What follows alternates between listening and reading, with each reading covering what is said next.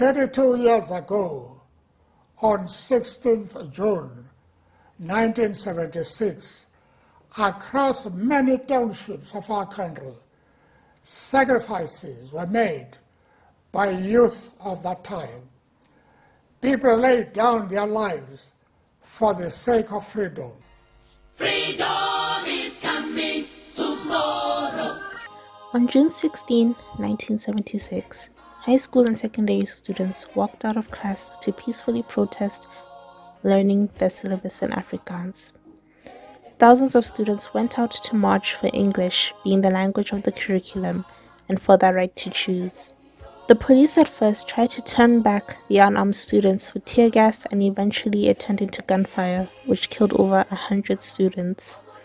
It was this very picture of Hector Peterson, his sister Antoinette Sithole, and Imbuisa Magubu, taken by Sam Nzima, that sparked further protests all over the country.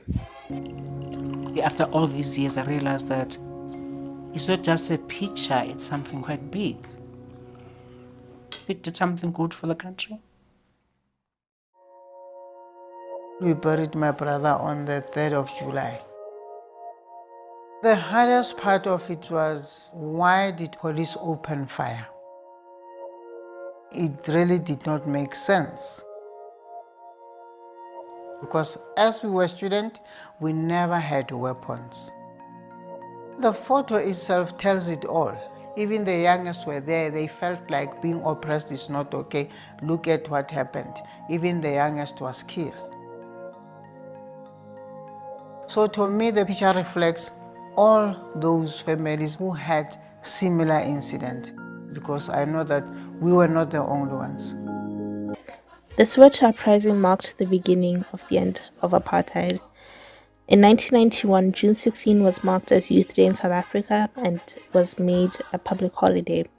For the rest of the world, it was dubbed the Day of the African Child. As future leaders of this country, your challenge is to foster a nation in which all people, irrespective of race, color, sex, religion, or creed, can assert a social cohesion fully. Mindful of your own challenge, you must continue to promote the principle of relentless freedom and democracy.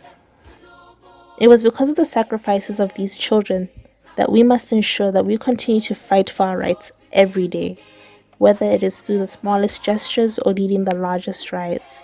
We, the youth, are the adults of tomorrow. Let us ensure that our children of tomorrow don't have to endure racial discrimination, gender inequality, and systematic oppression of minorities.